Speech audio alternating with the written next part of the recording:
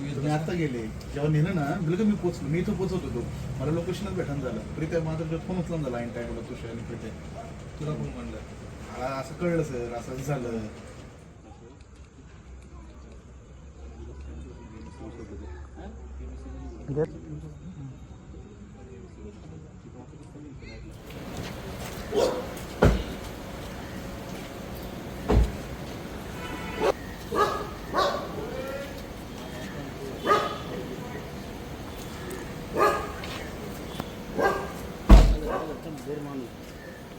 वरून